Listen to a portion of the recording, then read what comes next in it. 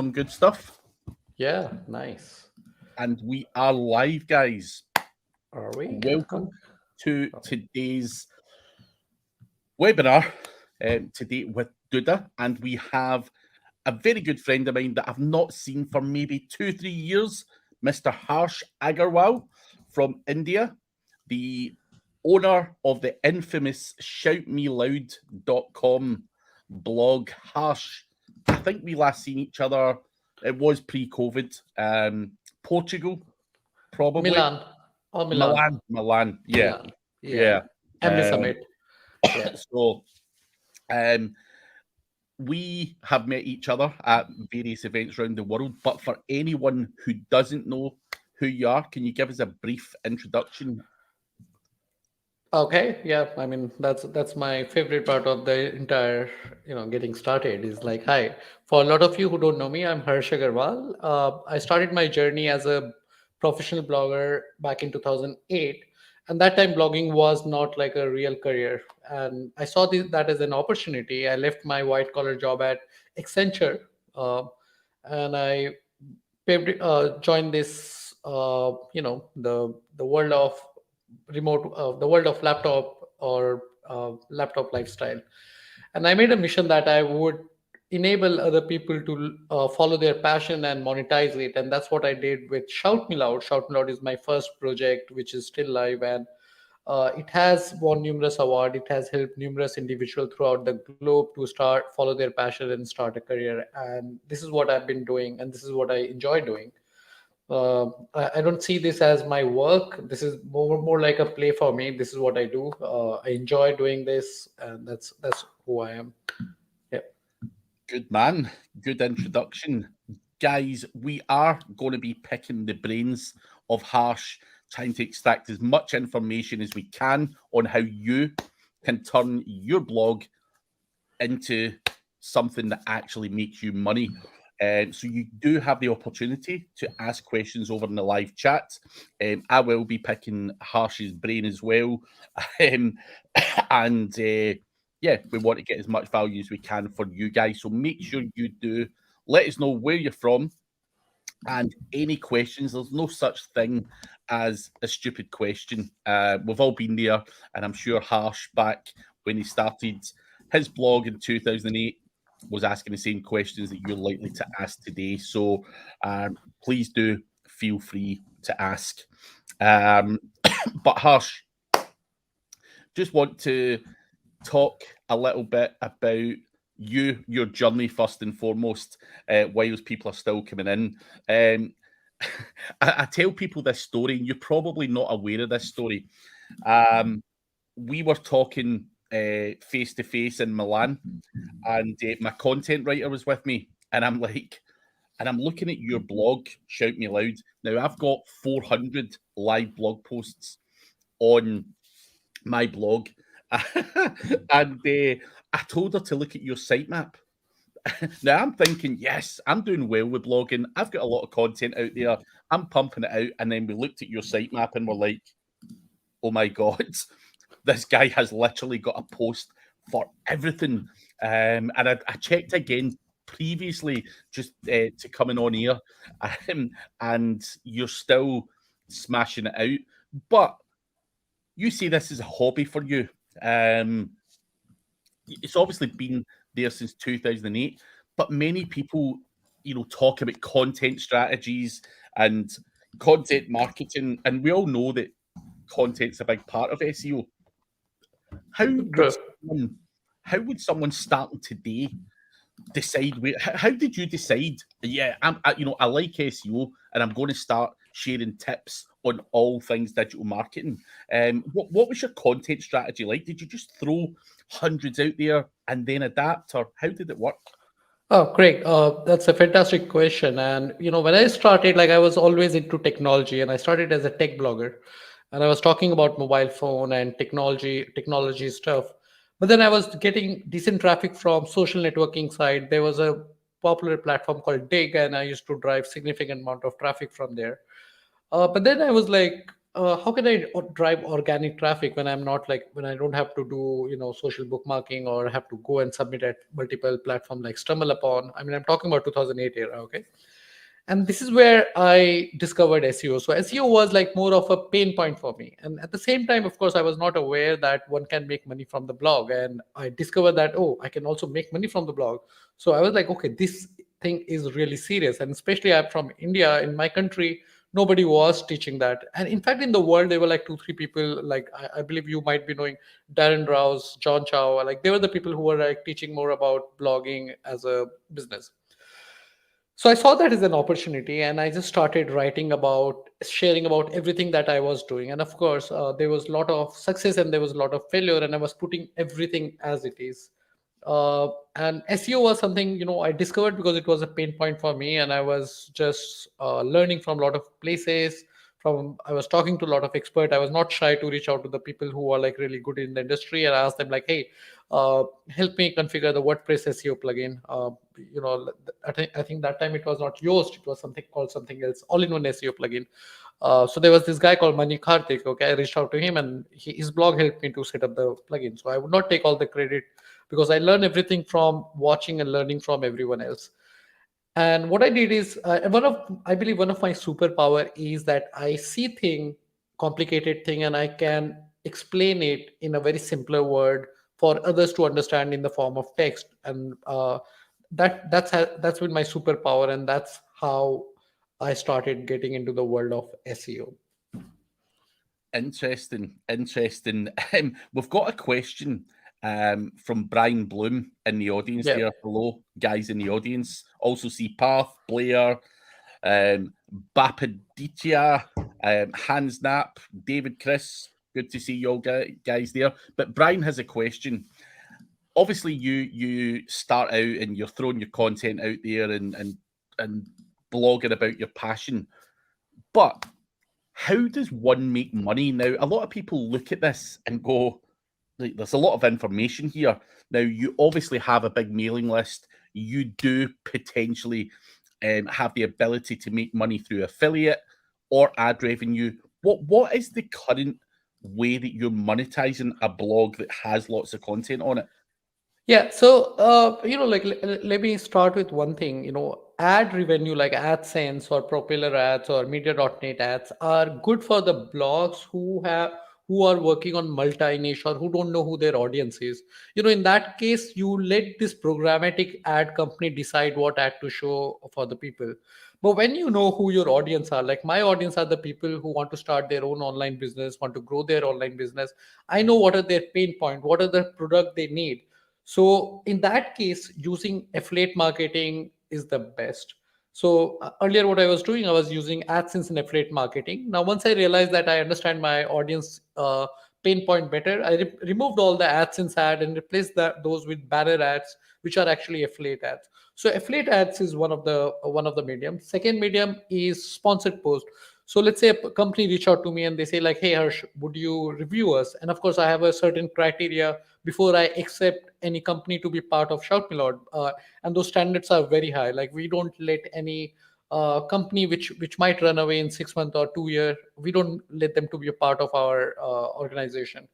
So we do our due diligence. If we like them and we see that they are doing something significant, they're not just another copy of another product, and they add real value, we do the sponsored review for them, and we always crack a better deal with them, like not just the sponsored review, we ask them for high commission rather than like the standard 30% commission. We Yeah. ask them for giving us 50 or 60% of the commission, because it's a win-win eventually, right? So these are the two. Then third is the listicle. So this is something not a lot of people are doing. So let's say you have a listicle post, for example, top 10 WordPress hosting. Now a company says like, "Hey, I want to get listed there," which a lot of companies actually reach out to. What I do is I ask them like, "Okay, to get listed on this website, this particular page, I'll be charging you this much, and it will be only for 1 year." So I just rent out that space. I don't sell that space forever. A lot of people make the mistake of like giving them the position forever. That's a bad. I mean, it's okay like if you're on the second or third page, but if you're on the first page, you should always rent out for 1 year and then reach out to them after 1 year with whatever the new price. And what you can do with that, like let's say if you're renting out for $1,000 a piece, Now you can actually spend $500 building more backlink to that particular blog post, or to maintain that first position or improve your first position on the first page. That ways it works out pretty amazing. Then I have my products like ebooks and courses, which I don't market much. I believe, because I believe in the free content much, but the paid product is more for the people who want the direct access to me. So we have the Facebook group, WhatsApp group for those people. Ebooks are something which I've been doing since 2016. I like writing, and like I was in Thailand, and one day, okay, let me write a book about affiliate marketing, and that's how I wrote my first version of affiliate marketing handbook. And I think first time I priced it at $39. It was way too much, but yeah, people were liking it, and I was getting good reviews. And then, like, of course, I started tinkering with the pricing, and then I found the sweet spot, and that's another good revenue source for us. What else? I'm pretty sure there are many more, Craig. Once we deep dive, we'll find much way more. We'll come back to that. I'm sure there'll be many more questions on how you can make money using these. However, Hans has a question, and it's a question that relates to content on these websites. Obviously, you started out 2008 when AI was probably not even a thought, so a lot of your work would have been hand done. Does that remain the case to this day, or do you think AI generated content can or will work anytime in the near future? Okay, so I have two thought. Like, one is how I do it. One, what I would suggest you about the AI generated content. I'll start with what I do. So I don't create generic content. I create the content which actually takes significant amount of time and effort before creating the content. Like, I actually spend time using a tool or testing any strategy before I start writing it. So AI kind of content won't help me in that case. But on the second note, and I don't think I'll ever use AI generated content for my blog post, but I might use it for my landing pages, the pages which are not SEO related. Number one, like where I don't want the Google search to start sending me traffic.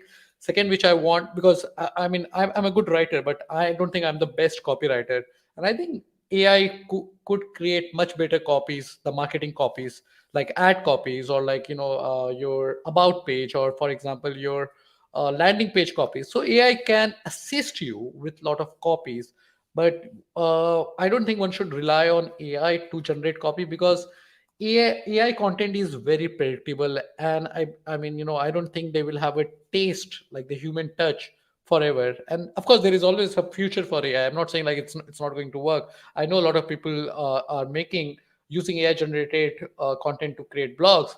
Craig, are you doing that? Nope. Nope. Okay, perfect. I wish there was such a tool that we could do that, but I'm lazy. I would love to, but I just don't think it produces good work. Oh no, they don't. They are horrible. So just for the hang of it, like I tried AI tool to create tweets and stuff.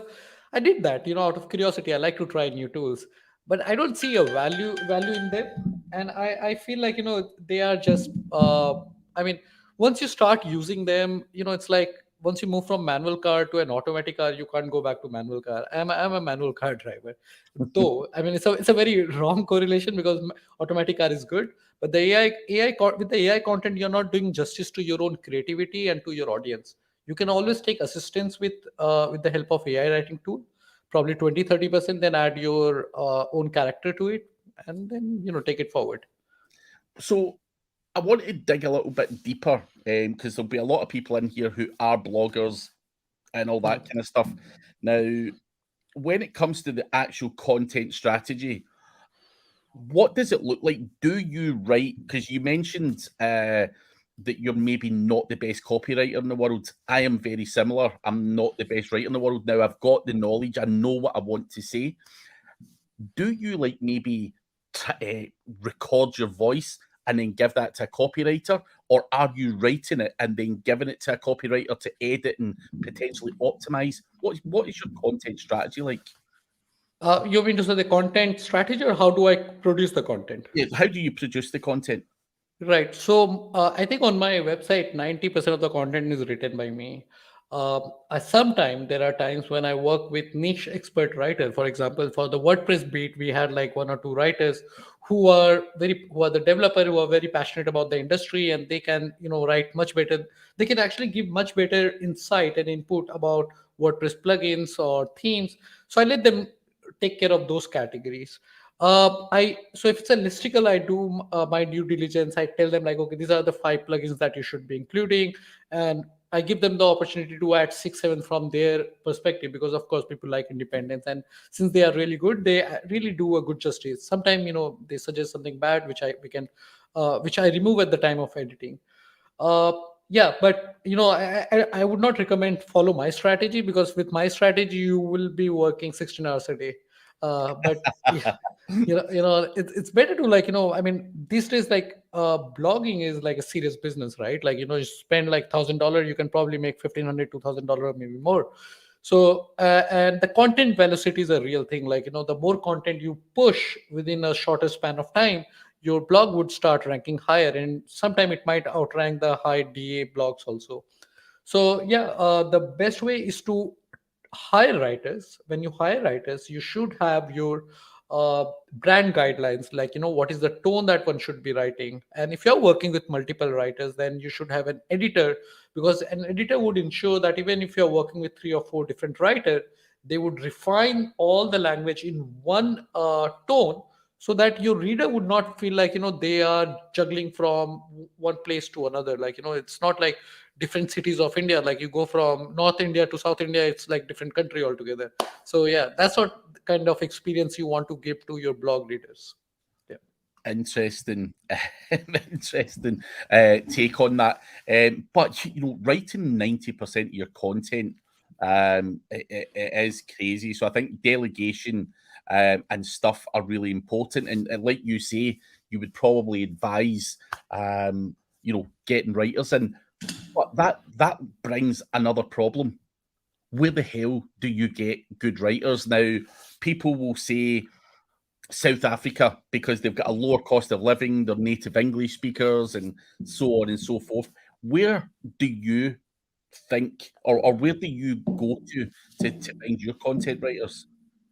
Okay, so since I work in a particular niche, for example, let's say WordPress or SEO or affiliate marketing, what I would do is I would look at the other bloggers and blogs.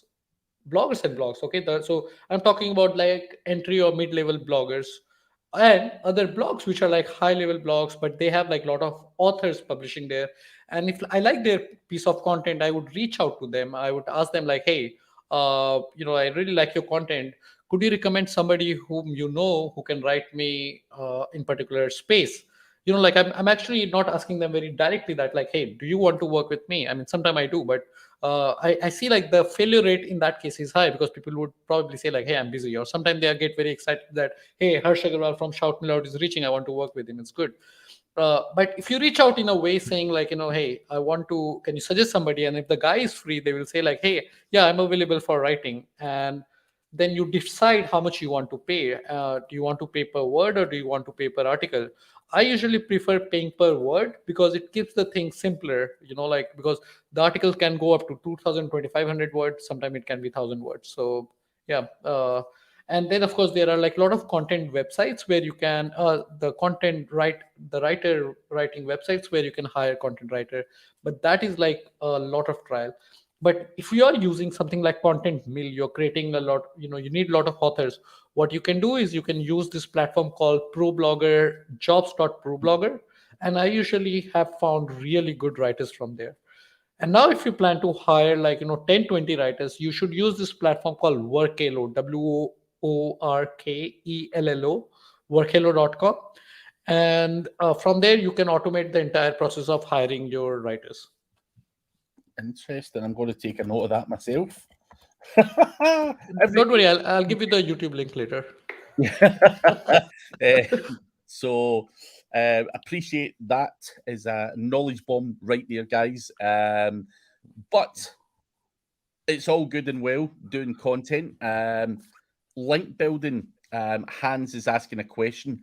Do you actively do link building, like buying links or doing digital PR or anything like that to these blog posts? So hence what I do is like I focus on creating content before anybody else produces in particular topic, and that gives me an edge. And usually that brings a lot of link. At times, I work with agencies. Like probably I've worked with agencies probably 2 or 3 times in my entire 14 years of career, and I've given them a package of, let's say, build 100 backlinks to my this 20 blog posts which are like evergreen content, and they do high quality guest blogging outreach. So what I give them is like an access to one of my email. From there they reach out, they do all the legwork of reaching out to the other blogs websites where they position me as an author. I give them the topic, like they run the topic ideas through me. I give them the outline, and then those article goes live. So I take my content very seriously. But yeah, I work with the agencies to build the backlinks. But I think for the backlink bit, Craig, I think you're the best guy. So why don't you throw some knowledge bomb there? I mean, you have to, in my opinion, um, get backlinks. Now, if someone's looking for a name of an agency that does that, like linksforyou.com, it's just one that are doing the outreach guest posting thing that you talk about, Harsh. But there's a million different link building agencies out there. And I think for me, building power and authority to that evergreen content or those pages that are making you a lot of money, it would be crazy not to do that. So I think everyone, one way or another, now, obviously, if you're a new blogger, Harsh can probably pull links because it's Harsh Agrawal and he's probably the most famous uh, blogger from India. So that probably attracts links alone. But I think for anyone out there who doesn't have that domain authority, you have to probably do that more aggressively than someone like Harsh Yeah. will. I would like to suggest a service. It's called shortlist.io. Mhm. Short shortlist.io. They do a fantastic job. These guys are from US, and if you're ordering in bulk, they do a fantastic job. They don't do build like shit link. They build high quality link via guest posting.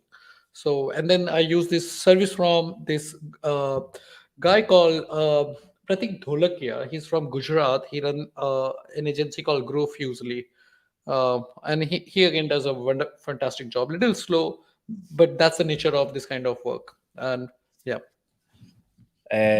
Also, one other little thing on content writing before we move on, because we've got other questions there.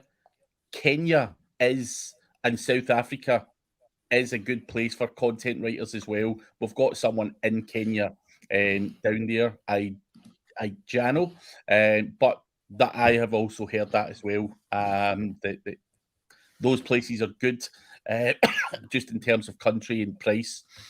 But Parth Suba has a question for you, Harsh. Do you mark all of your affiliate outbound links as rel equals sponsored? And what has worked for you so far? So, are you marking these as sponsored? Yeah, so I use this plugin called Thirsty Affiliate, which has this feature. You can, like, with one click, you can just make all your affiliate link as either no follow, or you can add REL skill to sponsored, and I've done the same. I mean, there's no problem doing that, right? Like, but yeah, one important thing, like if your blog has like all links as affiliate link, that's a problem. That could be a problem. So you need to have a good balance of affiliate link and the genuine links to outbound link to the genuine website. So yeah. Yep. But to answer your question, yes, I do mark them as REL Skill 2 sponsored. Fair enough. Fair enough. So going on to the actual, people out there that are listening, going bloody hell, Harsh has done well. He's done his thing in a specific niche. Talking about keyword research and all that kind of stuff. What does that look like for you? Do you do that part yourself as well? What do you look to other SEOs for inspiration, or are you just simply going into tools like SEMrush or whatever it might be to find stuff based on search volume? How do you do your keyword research for your content? Yeah, it's a mixture of all the things. So like when you're like too deep into a particular niche, you get a lot of ideas. You could see like certain theme or certain topic would like take off really well in probably 6 months or 3 months or a year. So those keywords may or may not be in any of the SEO tools. So those are the ideas like that actually uh, takes you to gives you that advantage where if you publish content now, you'll be on the first page because you're one of the first few to publish. So I do that, and of course I do mix of everything. I do competitor research, I do keyword gap analysis to identify some of the keywords that I can quickly rank for. Now, to be honest, like since those kind of content, ideally a lot of time I'm not very interested in writing them, but they are very important for my business. Now those are the content I outsource at times, so that my entire topic coverage is there, because Google actually appreciate it. Like, if you're basically focusing on a particular topic, but let's say a WordPress hosting for an example, right? And if you're not written about cloud WordPress hosting or managed WordPress hosting, but you have all other content, Google may not like it. And to complete the entire topical relevance, you need to have those content about this two three missing pieces. So for this I do the keyword gap analysis with the other websites which Google sees as an authority in particular field, and I put them in Trello. So I use Trello to manage my content board, and I put everything on the Trello, and then I start figuring out like which content goes to me, which content will go to a particular author. If I know this author is particularly good for this particular content, I assign it to them, and that's how my content structure, the research and production goes. Now, I would like to add a few things here, Craig. So I use this tool called Fraz.io, to create the content brief, because what I've seen, when you are writing yourself, you also need a content structure to write. You can't go about writing anything random which is coming to your head. You need to properly structure your content, and sometimes it's great idea to take help from what Google is already seeing, something working for the websites which are on the first page. So those can give you a lot of inspiration, and especially if you're working with authors, then you need to give them the proper content structure, so that they can come up with a piece which would be actually useful for your readers, and you also have a chance to rank on the first page in the Google. I think that's a very valid point. I see so many people, um, go to their content writers and they give them a bullet point of like 20 things to write over the next month, and that's it. Phrase, as you say, gives you the top 20 search results, it gives you statistics, it gives you FAQs, it basically creates the content brief for you.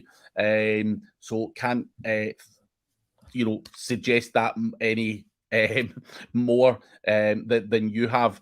However, what I do see, Harsh, is when it comes to content, a lot of people, you mentioned the topical cluster there. When you're going to write about WordPress hosting and you're doing your research, and obviously your parent topic is potentially going to be WordPress hosting, and then you've got your supporting articles, which might be cloud, whatever, cloud hosting, or whatever else is going to internally link into that. Do you do a full topical cluster and then move on to something else, like how to get more engagement on Twitter, or what's the best keyword research tool? Do you build it out like that, or is it a more different approach? Now, that's a very good question. So my content part, like all these articles would be there. But then, like one day I wake up and then I had a great talk with Craig, and Craig gave me very fantastic idea that like how do you run a live stream on YouTube? I'm just and Mhm. I think like it's going to be very useful for a lot of people. Now that way, that's where I actually go and publish about this. So again, as I said, I do blogging for fun, and I know the money would come. But if I would do with like a business, like a serious business, uh, then I might not do this. I would actually just complete the gap of WordPress hosting before moving to any other category or topic, because because what I want that Google should understand that my blog, my website is authoritative, uh, uh, a place for the topic called WordPress hosting. So I would not divert from that particular topic. And this is something which I would like to give away today to all the audience who are listening, that if you're creating a website, or if you have a website, instead of your website talking about multiple topics, you should And if you have done this in the past, it's all okay. But now if you need to look at what are the topics or category that your website is already ranking good for, and what is the topic category that you think you want to continue, because you can't continue with five different category in the future, because a lot has changed. And as we as we move ahead in this journey, uh, Google would appreciate or award a website which is about a very small topic. For example, WordPress plugin or WordPress security plugin. If a blog is only about WordPress security plugin, published like 30, 40 high quality articles, and of course, it's not just about publishing new articles. You also need to go back after every few months and update those old articles to keep them up to date with the new information. So Google would appreciate that. So the approach should be the right approach should be to focus on one category and one category only. That's what your blog and website should be about. But yeah, if you're very big, and no, I mean, even if you're very big, like this strategy of having multiple category may not work. And we have seen a lot with that about.com and a lot of other websites who have failed doing that. Interesting. Um, Hans has a question for you. So when you accept a promotion, for example, let's say it's WordPress that came to you and want you to promote WordPress, would you also do affiliate for the likes of Wix or Duda? Do you care, or do you stick like with SEMrush, for example? If SEMrush came to you, you're the top affiliate, would you go and promote some of their rivals? I would, because for example, I mean, it's a very valid point that I like SEMrush, and I think they are a fantastic tool. But then in the space, there is a need for Mangools.com or Hrefs.com or any other SEO tool out there, and I can actually do justice to my own content and to my audience when I am actually reviewing and trying and testing these other tools. That's where I can actually say like, hey, SEMrush is the best in this particular part, and then this other tool is good in this particular part. So as an matter expert, I need to play with all other tools in order to promote, to write about this particular category. And now talking about affiliate, yes, I'll take what I usually do is I would start with basic affiliate. With most of them, I don't tell them like, hey, I want a preferred rate or something. I would start with the basic rate. When I see like, okay, now the sales are increasing, once I've given them something and I know I can scale it up because this tool is growing. And usually, like initially, you never know which tool would grow or not grow, right? uh, I would then ask them and reach out then like, hey, I want I will give you the preferred placement because I think you deserve it. I mean, of course, I would not tell them, number Yeah. one, but then I would like negotiate a deal with them, which would be win-win for both. That is the one approach I take. Then second time, like somebody wants to, let's say Duda, for example, comes and say like, hey, I want to be placed on like this five best CMS platform or these pages, and I look at Duda and I like the Duda as like, I think like this CMS deserves to be there. Then I would crack affiliate plus placement plus review deal. That's how I approach.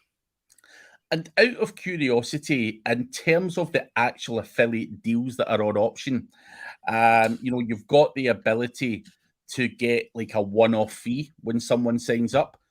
You've got monthly recurring revenue. What attracts you personally? Because obviously you're experienced, and people want to know based on your experience. Are you looking for the monthly recurring revenue? Do you even care, or can there be good money made on like the one-off fees?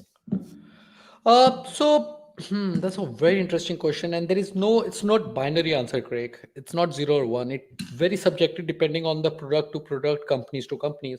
Like there are certain companies that I think they are very good fit, but their management is not as agile as they should be. I know this is a good product today, but it may not be a very good product after a year. Like when you look at 100 different products, you can actually see that. In that case, I would prefer one-off fees because I will do my job, I'll do my research, I'll spend 3 days of my time trying, testing, and writing about this tool.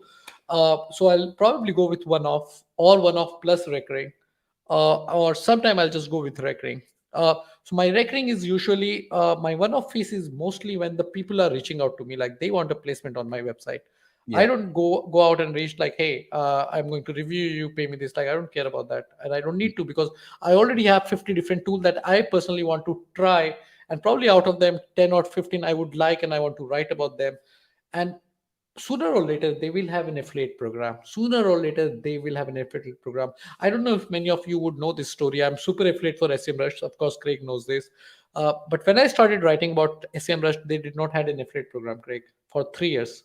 Hmm. And they were not paying me anything. I was just writing about them because they were really, really fantastic. And one day, like, they launched their affiliate program, and like, the money started flowing. And this has happened multiple times with multiple tools.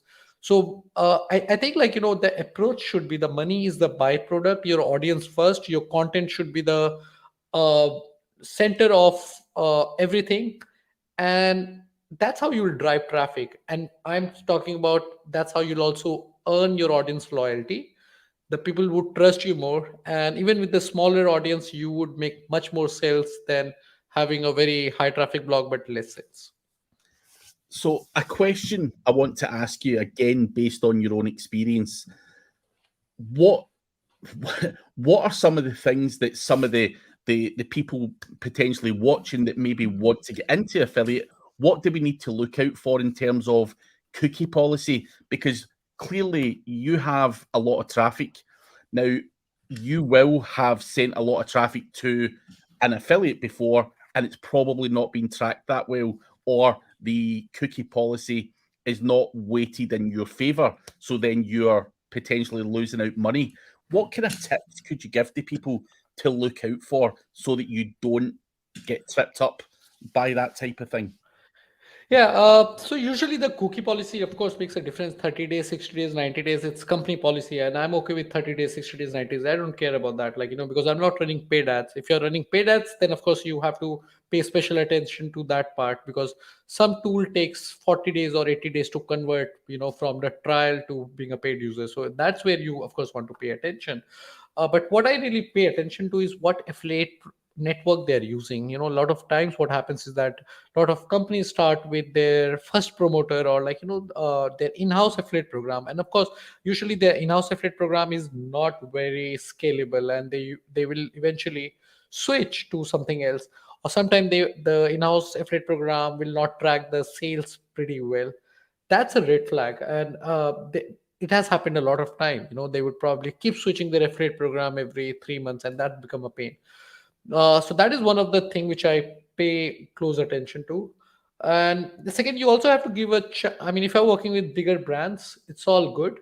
If you're working with a smaller brand, then you have to give them benefit of doubt that they will, of course, as they grow, they will move to something bigger like impact.com or avin.com or cj.com. So yeah. Interesting. No, I was just curious to know if you if you had similar experiences to What's me. your experience been? Yeah. So it's interesting. Just be careful in the cookie policies, guys. But going back to the monetization on the websites, Harsh, um, people always think you have to have one method of monetization. Um, do you like, are there posts in your website that potentially have like multiple, like it could be an affiliate post, but it could also generate leads? What are your thoughts on that? Do you ever, or do you have posts that potentially work as an affiliate, maybe have some banner ads on it and whatnot, but also collect data, emails, or even generate leads? Is that something any like you try and do, or? Yeah. So, back in 2000, between 2012 to 2015, I used to offer services. One of my very popular services was Blogspot to WordPress migration. So I Mhm. was helping user to migrate from Blogspot to WordPress. And I think I was charging about 200 to $400 per, and it was like 1 hour, 1 to 2 hour of task, right? So I used to generate those lead by creating the blog content and putting. Usually, initially I started by writing them like, "Hey, if you need help with this, you can do it yourself." I was giving them all the steps, but if you need help with this from me or my team, write an email to service@shortmail.com. And that's how I started generating leads for my services. Similarly, I used to offer WordPress SEO services. uh, uh, uh, and blog consultancy. Uh, yeah, those are the things I used to do. I don't do them anymore, but yeah, that's how I used to do. But I think what you're asking is the lead generation in today's date, right? Like, Mhm. uh, and if I have a chance, I would do that, because you can sell the leads, you can monetize the leads from multiple leads, you can sell the same leads to 5 different companies. To give you a good example, and so that people can also connect, is, let's say you have a real estate website, right? And you're selling, you're talking about top 10 real estate location in Dubai, for example, right? And you can ask people to submit their detail for getting a callback for, for whatever their inquiry about the real estate. And then you can sell those lead to 4 different agencies, and make money from there. Yeah. Is, Oh, do you have any thought or any idea that you want to add? I think the point I would try and just get across to people is when you've got traffic, there are multiple options out there. Be creative. Think like Harsh, you just mentioned. Um, you were able to sell a service as well as probably educate and potentially get some affiliate traffic in there as well. So you don't have to just have one piece of content that just sells a product or a service. There can be multiple ways to monetize that traffic. So there's not much else I can Yeah. add to that. Yeah, Craig, I would like to add something, and like from the experience, what I was doing. So back in 2016, 17 is when the guest blogging thing was catching up. Like, the people were like looking for list of guest blog where they can submit guest posts. So I created a blog which is like list of 150 websites where you can submit guest post, and the blog was ranking on the first page, driving insane amount of traffic. What I did is I added another 100 website in a PDF, including those 150. So that's 250 websites in a PDF, and I started selling them for like $3.99. $3.99 was just paying for my coffee, but it was not one coffee; it was 100 coffee a day, which was a fantastic money. So, so the takeaway is, like, if you have a high traffic page, as Craig was saying, like, you have to think creatively how you can monetize it. So instead of affiliate, how you can turn it into a product. I mean, the key is that you should always pay attention how you can convert anything to a product. The product could be an informational product, but the best product is if you can convert that into a SaaS product, and that will be a game changer for your career. And just a quick one on top of that, Harsh, just for anyone listening. Obviously, you've done very well with your blog. Do you ever do paid ads, or is this all pure organic? It's all pure organic. I tried my hands on paid ads, but I realized, I can be jack of all trades and master of none. Rather, I would be master of some, and like, SEO is working out good. Of course, it's a lot of challenge with SEO. The predictability is not there, which is a big problem with the SEO. But I know one thing: Google does not hate me, and I don't do anything wrong. Like, maybe I'm not giving the right signal to Google at times, which may happen, and that's the time when I fold my sleeve and get more focused and work for like 6 8 months without losing focus, and I get back. Like, for example, I was probably doing like 2 million page views long time back. Now I'm 210, so 90% down. It's shit, right? But hey, but but but then, like, I was focusing on multiple different niche in last 4 year, which has made me way more money than Shout Me Loud. And I think like Shout Me Loud has done fantastic job. And as I was telling earlier, like, focusing on multiple category is a bad idea, and I'm telling you from experience. And I'm considering to move some of my category to their own niche blog, and Yeah. then focus Shout Me Loud on one or two niche only, or like category which become its own niche. Yeah. So you mentioned obviously Shout Me Loud is the one that you're probably most famous for, but you are doing blogging and making money from it on other projects, right? You do have other obviously you're not going to tell us what the niches are, wouldn't expect you to do so, but you are repeating this process in other verticals, right? Yeah, what I do is, let's say if I see a particular subtopic on my website seeing a lot of traffic, what I do is I create a 20 30 page website on that particular topic, And since I know like that topic is catching up, now those 20-30 page website may be getting, let's say, 300-400 page views a day, but the conversion rate is way higher, and they do really well. Interesting, interesting. And you've got some stuff being shown up here how you can earn £50,000 every month from niche blogging. There is a lot of money to be made, Harsh, but we have to be realistic as well. Obviously, you've done that over um, a long period of time, 14 years you've been in the industry. What is a realistic expectation for some of the viewers? If someone goes, do you know what, I could write a blog, I'm inspired by this and I can make some money. What is a realistic timescale?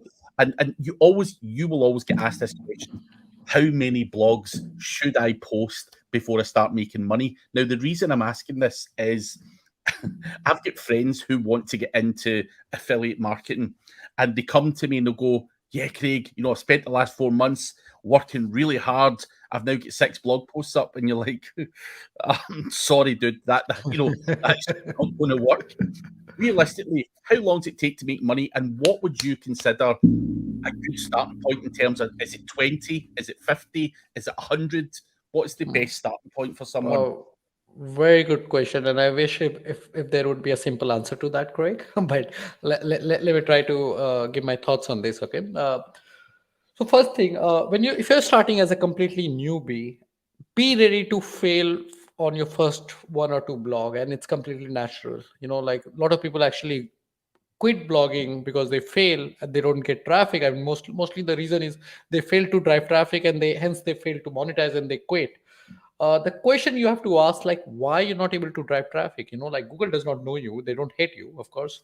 So there could be few reasons. One of the reason is that you are blogging in a niche that is too crowded.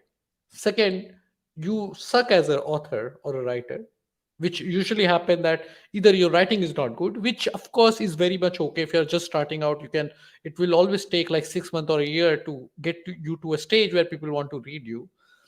Or you don't have the domain knowledge, right? You were just rehashing the content from other websites. You started a pet dog food blog and you're just reading content from other websites and you rehashing. You don't even have a dog of your own, but you're rehashing those content. I mean, come on, those content would not, I mean, the probability of those content would be ranking high is low. So I usually see, I have a framework and I usually tell it to all my readers, all that, like, these are the four framework that you should be focusing on when you're picking a niche. Number one, that you should pick a niche that is less crowded, for a topic that not everyone can get in easily. Like for example, drones or AI. I'm just giving you a rough idea, or blockchain, or stock trading. Like something that not everyone can get in. It requires a significant amount of time where to acquire the knowledge and to write about it.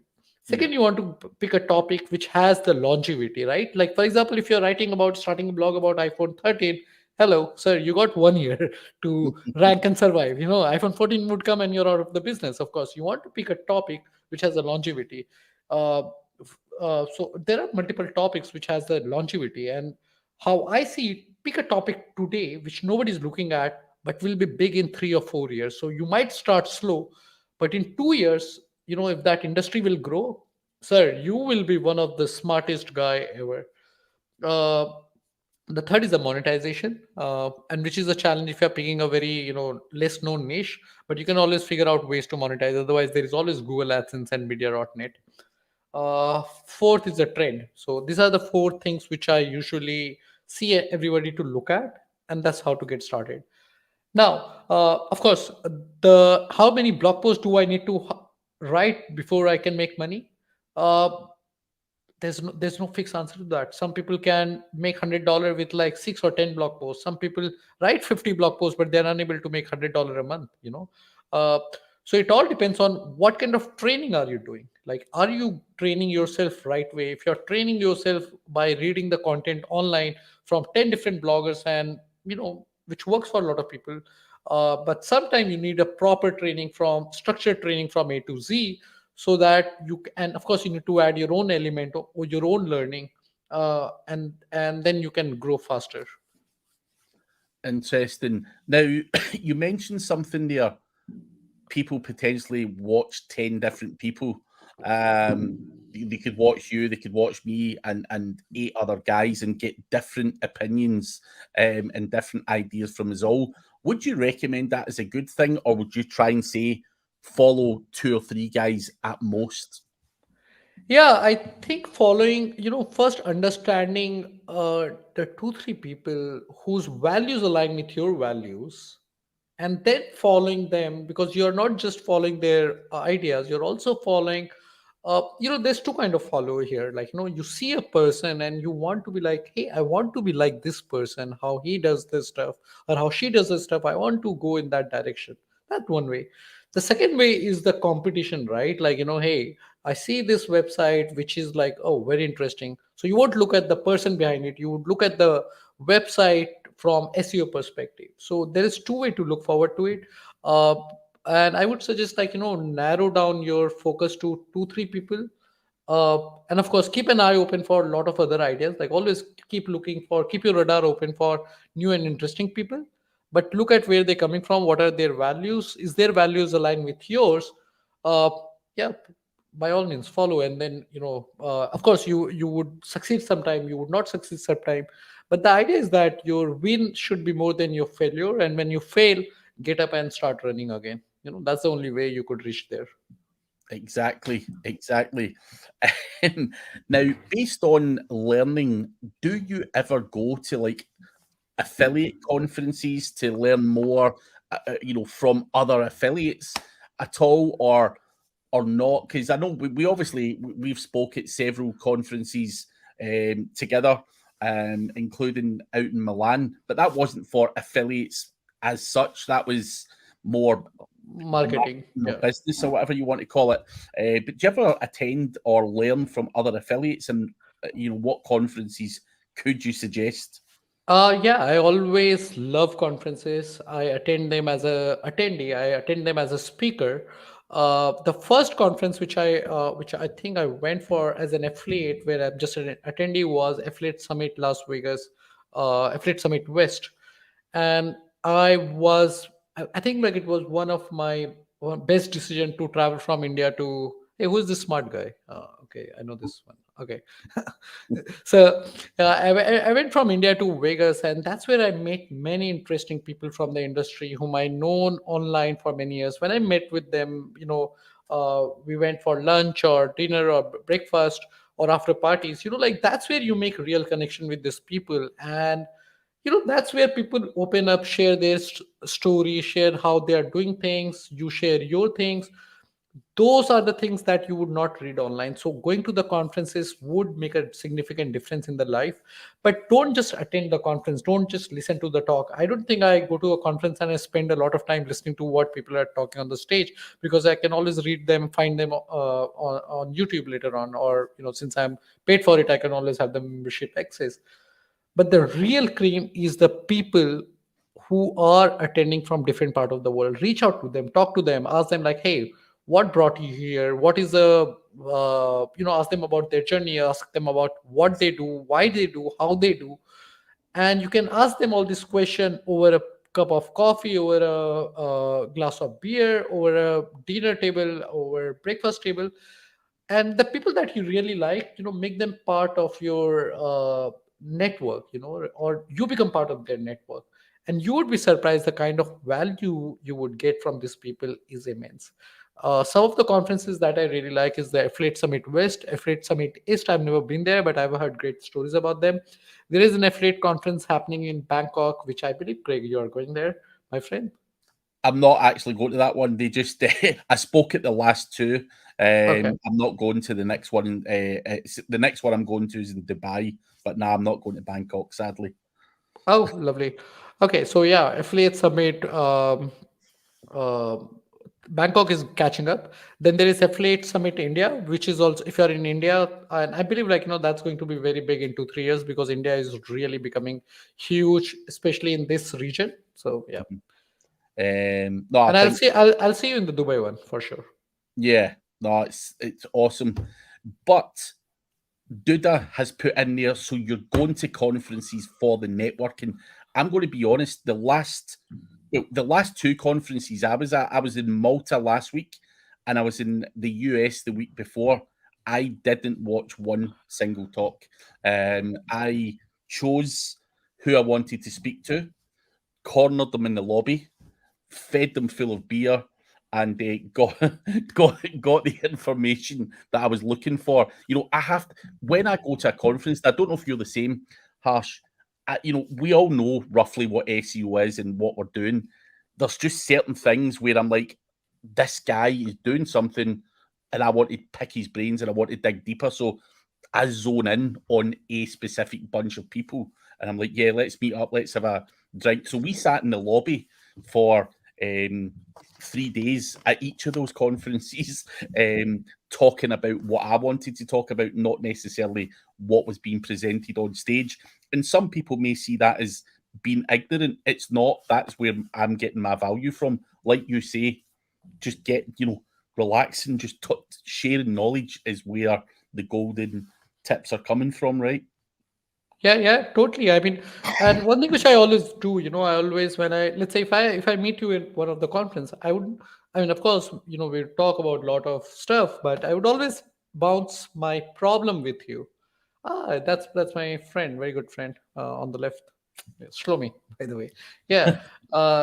Yeah. So what I usually do, and this is one thing which I do, like when I see a smart people like you or anyone at a conference, I bounce an idea or a problem statement which I'm facing right now through them. Like I know that people would pay like probably 500,000, $2,000 to spend time with you for an hour, right? Like Yeah. to get your mind. And here you are at a conference, hanging out with some of the smartest dudes in the world. Don't talk about silly stuff. Ask them about the real problem. They are the smart people. Give them the real challenge, because these people are the problem solver. I like to solve problem. When people come and ask me like, hey, how are you doing, what's up, I mean, that's nice. Give me a real problem. Let's have coffee discussing some real good ideas, or a problem that makes me think, makes my mind work. I would remember those conversations way more than just talking about like how's the weather. Yeah. Nah, to hell with that. Um, but um, when we're going back to affiliate marketing here, you talk about making money on websites and all that kind of stuff. Do you ever flip them on? I'm going to make the assumption you must have at some point sold a few of your websites in the past. Is that something you regularly do? Or I know Shout Me Loud's a big thing, and you probably never want to sell that in particular, but maybe some of the smaller websites, you ever sold anything like that I on? never did, to be honest. No. Yeah. Jeez. Yeah. That's something I do quite a lot of it now. Buying scale. How's that working out? Like, and how do you monitor the revenue source of one blog to the point? I mean, there's no big tool that can, if you've got multiple websites, you have to have, log in, check your Amazon Associates, your analytics, your AdSense, Ezoic, whatever you're doing, which is a bit of admin. There's no quick way to monitor that. But how does it work? It works very well for me. You're getting 50 times or up to 50 times your Monthly.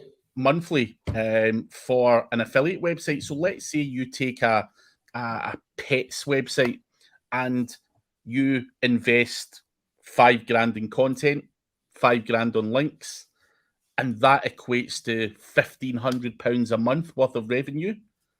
You can sell that website for £150,000. Now, I'm not saying those sums, you can only spend £10,000, but I think for a lot of time, effort, with a bit of knowledge and experience in terms of doing keyword research, you can easily scale these websites in certain niches. Like you say, Harsh, you can hone down into a very specific website.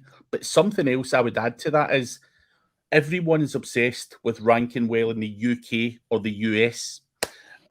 There's so many untapped countries out there: Spain, France, Germany. These have, got massive amounts of people that are relatively untapped in terms of SEO competition. So I think you have to again think bigger, be creative, think outside the box, and you can scale websites up in these countries relatively easy and flip them on for a lot of money. So for me, I thoroughly enjoy investing in websites, but in particular, Harsh, what I'm looking for is someone who's maybe done a lot of content and they've just not been able to piece everything else together. So I'm going to come in, do some link building, touch up a few things. I might change out some of the monetization methods and then sell it for a massive profit. So it works Yeah, I well. mean, 50x is amazing, right? Like, rather than working for 4 years, you just like get, make all the money in like one go. I mean, that's fantastic. I've never looked into it, uh, but yeah, I mean, that's a very good suggestion for a lot of people, like who are like more, who are looking for a different way to monetize. I mean, you're basically domain flipping or the website flipping is definitely one very lucrative avenue. Thank you for that, Craig. Yeah. Not just for to give people a bit of encouragement at the end, because it is a lot of pain, a lot of hard work, a lot of dedication. But there can be a lot of money made throughout on a month-to-month basis, but also potentially on the resale value of that website. So it works out very well. But sadly, Harsh, that hour has gone very, very quickly. Where is the best place for people to get a hold of you? Is it shoutmeloud.com or is there another source we Yeah, can? Shoutloud is where you can read my stuff, but Twitter at the rate of Denharsh is where you can connect with me. If you want to reach out to me, you can send me a DM. My DMs are open for everyone, and of course, all smart questions, smart interaction are always welcome. It doesn't matter if you are starting out, you are intermediate, or you are a pro. I always love talking to smart people. Yeah, and Twitter at the rate of Denharsh. Check it out, guys. But for now, Harsh, thank you very much for taking the time to come on and share some of those tips. And guys, the link is in the chat if you want to follow Harsh on Twitter. So thank you again, everyone. See you later. Lovely.